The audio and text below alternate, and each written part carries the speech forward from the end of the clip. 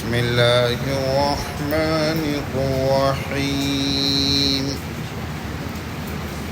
ثم كلا سوف تعلمون كلا لو تعلمون علم اليقين لترون الجحيم ثم لترونها عين اليقين ثم لتسألن يومئذ عن النعيم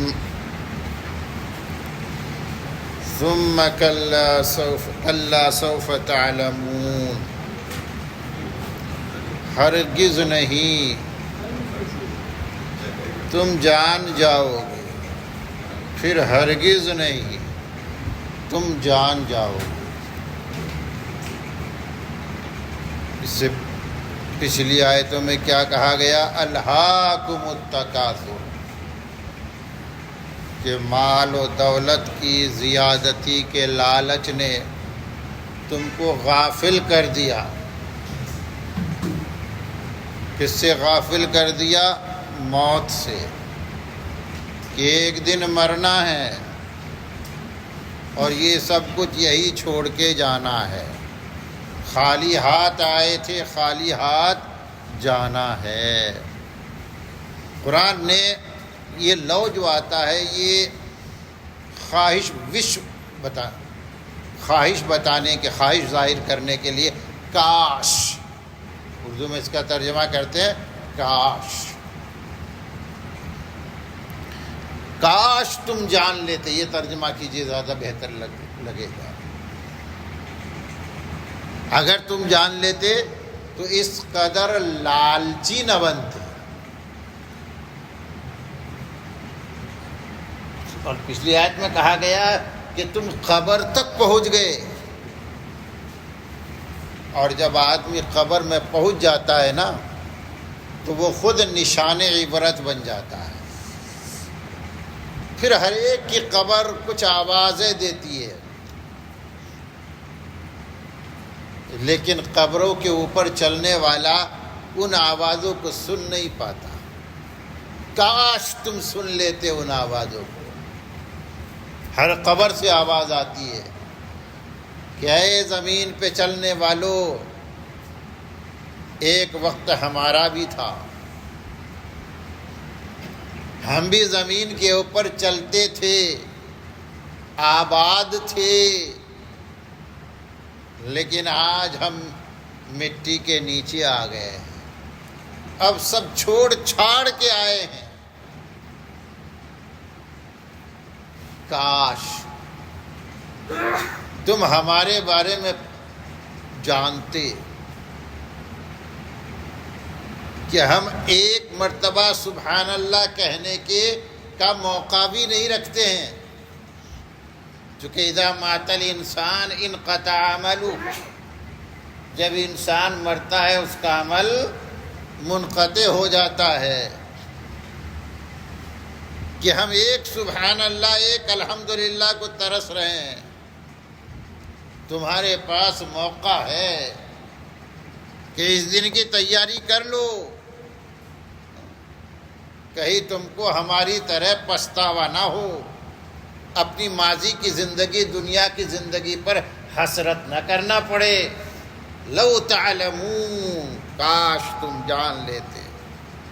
ثم کلا سوف تعلمون کلا لو تعلمون علم الیقین، ہرگز نہیں، کاش تم جان لیتے علم الیقین۔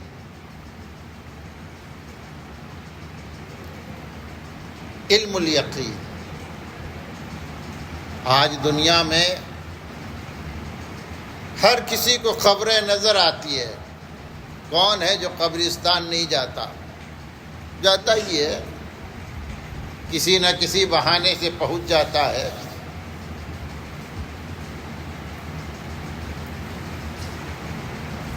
اگر آدمی کو اس بات پر یقین ہو جائے، یقین، مسئلہ یہی ہے نا، قبرستان میں بھی جا کر قبروں کے سامنے کھڑے ہو کر بھی اس بات پہ یقین نہیں بنتا کہ ایک وقت آئے گا کہ میں بھی انہی قبروں میں سے کسی قبر کے اندر رہوں گا، جانا پڑے گا مجھے۔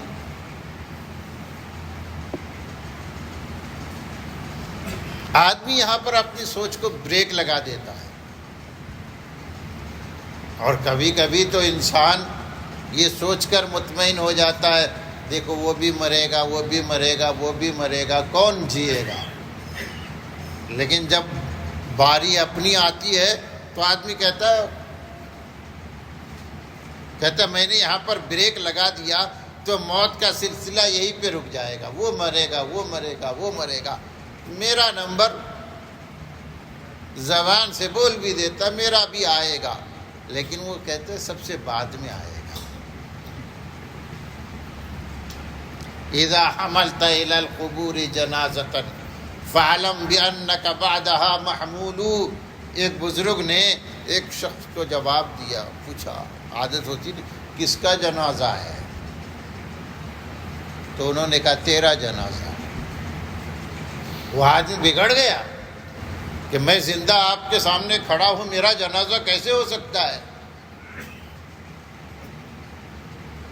بگڑتے ہوئے اس شخص کو دیکھ کر بزرگ نے کہا اچھا تیرا نہیں تو میرا ہے، یوں سمجھ لے کہ میرا جنازہ ہے۔ اس وقت کوئی مطلب ہی نہیں رکھتا ہے کہ تیرا ہے کہ میرا، سب کا یہی حشر ہونا ہے۔ اور فرمایا جب تم قبروں کے طرف کوئی جنازہ لے کے جاؤ نا تو یہ جان لو کہ اس کے بعد تجھے بھی اسی طرح اٹھایا جائے گا۔ فَعْلَمْ بِأَنَّكَ بَعْدَهَا مَحْمُولٌ۔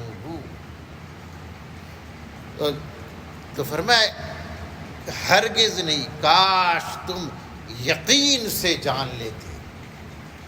تو پھر آدمی جس بات پر یقین کرتا ہے نا اس کے تقاضے پہ عمل کرتا ہے، یقین اس کو عمل پہ کھڑا کرتا ہے۔ یقین ہے کہ دکان میں بیٹھوں گا تو میرا کاروبار چلے گا، یہ یقین اس کو سردی ہو یا گرمی دکان تک لے کے جاتا ہے، دکان پہ بٹھاتا ہے، محنت کراتا ہے، کیونکہ یہ یقین کا راستہ بنا ہوا، یہ یقین ہے اس بات کا۔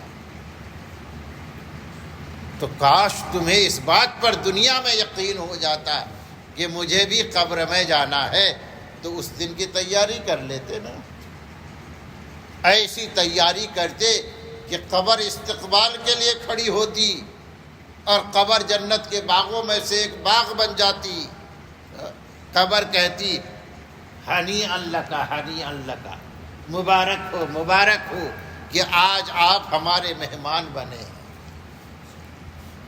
وہ قبر کیا ہوتی؟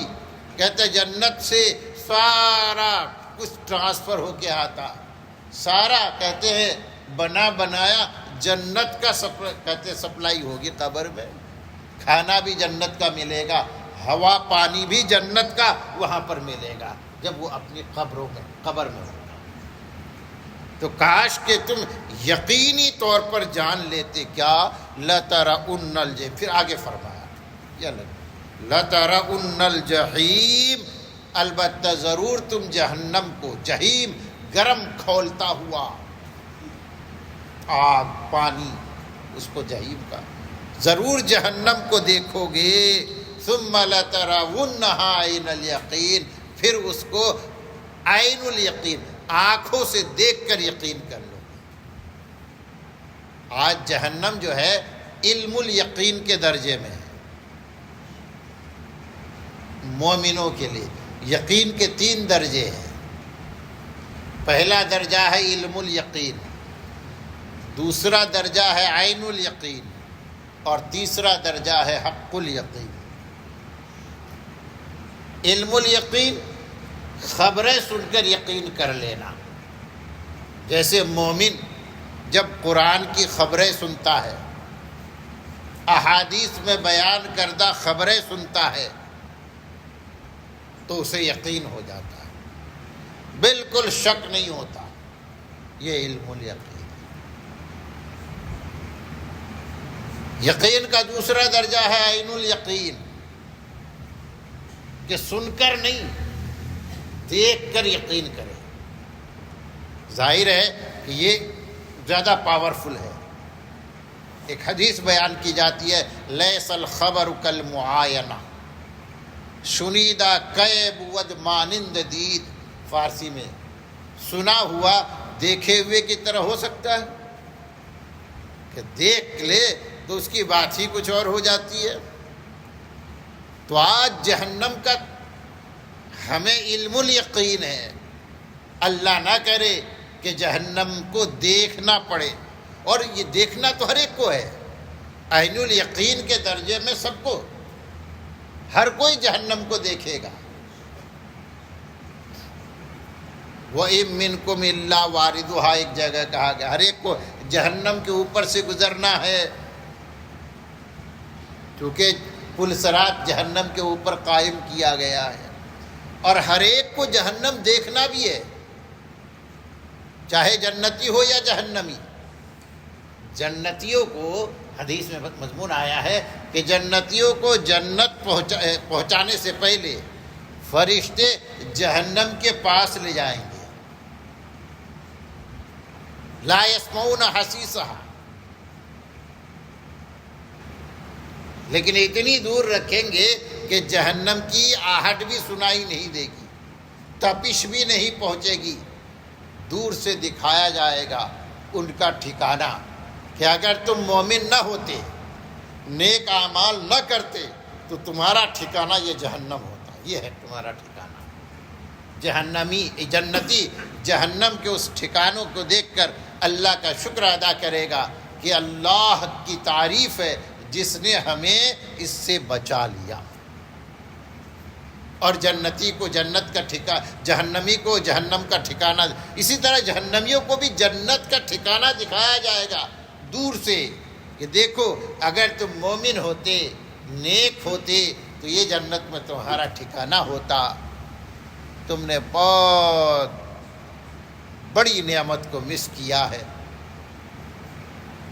جہنمی جب جنت میں اپنا ٹھکانہ دیکھیں گے تو افسوس کے مارے ان کا کیا حال ہوگا آپ اندازہ کر لے۔ کاش ہم ایمان اور اعمال صالحہ سے مزین ہوتے تو ہمیں یہ ٹھکانہ نصیب ہوتا، وہ ٹھکانہ دکھا کر پھر ان کو جہنم میں داخل کیا جائے گا۔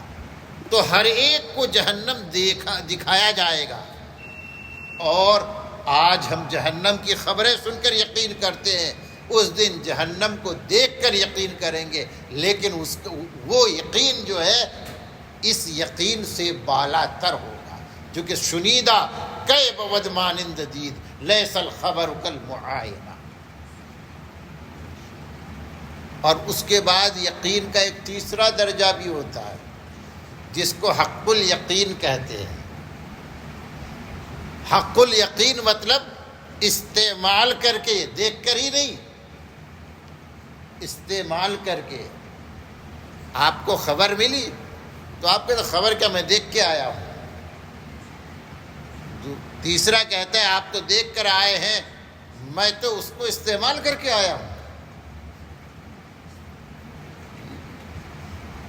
وہ رہ کے آیا ہوں، استعمال کر کے آیا ہوں۔ تو یہ حق الیقین ہے۔ جب تک خبر آئی کہ آگ جلاتی ہے، آگ جلاتی ہے، سب بولتے ہیں آگ جلاتی ہے، علم الیقین۔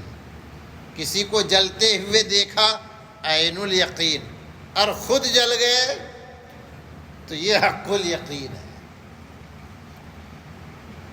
تو جنتی جنت میں جائے گا، اسے حق الیقین ہو جائے گا، جہنمی جہنم پہنچ جائے گا، وہ حق الیقین۔ تو وہ تو بات کی چیز ہے۔ یہاں علم الیقین، پھر علم الیقین کس سے بدلے گا؟ عین الیقین سے، جب وہ خود قبر کے گڑھے میں جائے گا۔ ثم لترونها عین الیقین، پھر تم ضرور اس کو دیکھو گے عین الیقین کے درجے میں، آنکھوں سے دیکھ کر یقین کرو۔ ثم لتسألن یومئذ عن النعیم، پھر تم ضرور سوال کیے جاؤ گے اس دن نعمتوں کے بارے میں کہ اللہ نے اس دنیا میں جو بھی نعمتیں دی ہیں، نعمتیں ظاہری ہو یا باطنی ہو، آفاقی ہو یا انفسی ہو، دینی ہو یا دنیاوی ہو، ہر نعمت کے بارے میں پوچھا جائے گا۔ کیا اے شخص بتا کہ تو نے میری دی ہوئی نعمت کا حق ادا کیا کہ نہیں؟ ہم یہ سمجھتے ہیں کہ شاید بڑی بڑی نعمتوں کے بارے میں سوال ہوگا۔ وہ جو حضرت ابو الہیثم انصاری رضی اللہ تعالیٰ عنہ کا واقعہ ہے نا، سخت گرمی کے دنوں میں دوپہر کے وقت حضرت ابو بکر گھر سے نکلے، حضرت عمر بھی پہنچ گئے، ایک دوسرے سے پوچھ رہے ہیں کہ اس وقت کوئی باہر نہیں آتا، کیا بات ہو گئی کہ اس وقت آپ باہر، کہ تم بھی باہر آئے ہو، بتاؤ۔ تو بتانے لگے دونوں کی کہانی ایک، کہ بھوک کی بے-تابی نے پریشان کیا۔ کافی وقت گزر گیا، کچھ کھانے کو ملا نہیں، اس امید پہ باہر نکلا ہوں کہ شاید کہیں سے کچھ کھانے کو مل جائے۔ حضرت عمر نے کہا میری بھی وجہ باہر آنے کی یہی ہے۔ کچھ وقت کے بعد دیکھتے ہیں کہ حضور اکرم صلی اللہ علیہ وسلم بھی باہر تشریف لائے، سخت دھوپ میں، گرمی کا زمانہ، دوپہر کا وقت، معمول کے خلاف۔ حضرت ابو بکر، حضرت عمر نے آپ صلی اللہ علیہ وسلم نے ان سے پوچھا تو انہوں نے کہا اللہ کے رسول یہ بات ہے، اس وجہ سے ہم باہر۔ آپ بتائیے آپ کیوں تشریف لائے اس وقت؟ آپ نے فرمایا جو وجہ تمہاری ہے وہی وجہ ہماری بھی ہے باہر آنے کی۔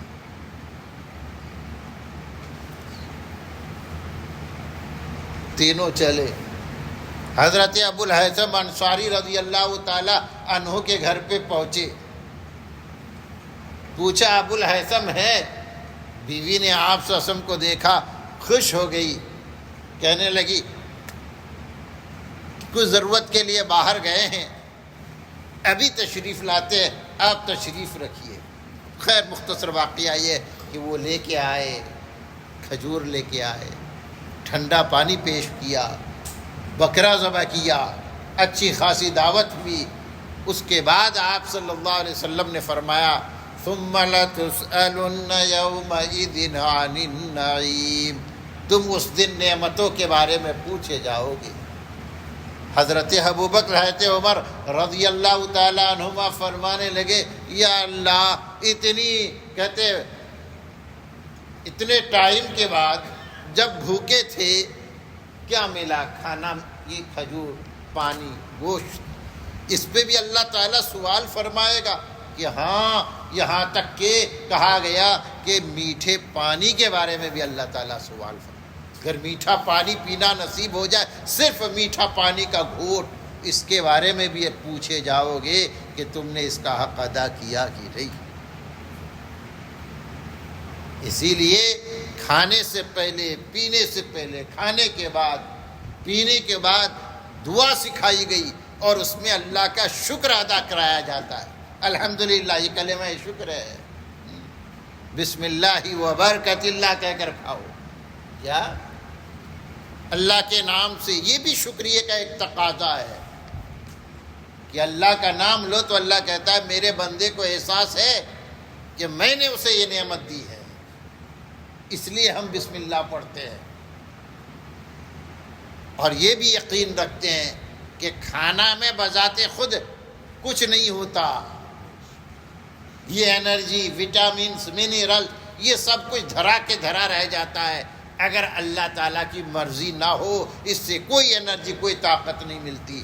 تو کہتے ہیں بسم اللہ و برکت اللہ، بسم اللہ و علی برکت اللہ بھی کہہ سکتے ہیں، مشہور معروف، لیکن زیادہ صحیح یہی ہے بسم اللہ و برکت اللہ۔ حدیث میں اس طرح کیا نقل کیا گیا۔ پھر جب کھا لیا، آسودگی آ گئی، پیٹ بھر گیا، پیاس مٹ گئی، سیرابی مل گئی، تو دعا سکھائی گئی الحمدللہ الذی اطعمنا وسقانا وجعلنا من المسلمین، اور بھی کئی دعائیں ہیں کھانے کے بعد کی. سقاہم ربہم شرابا طہورا ولم یجعلہ ملحا اجاجا بذنوبنا.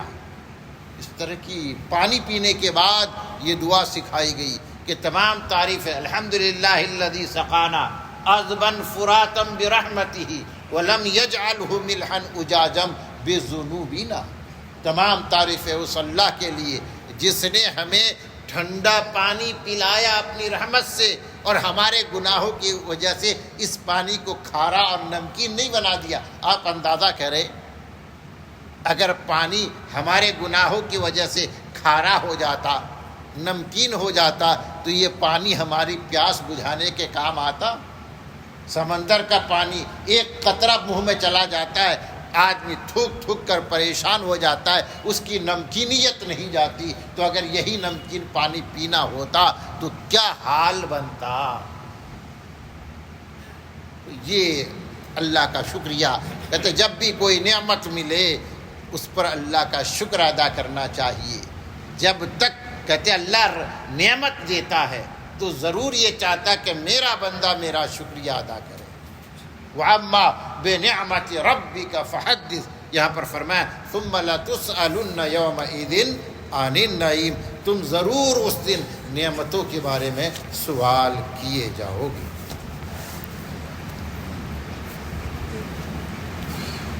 الحمد للہ رب العالمین والصلاة والسلام علی رسول الکریم.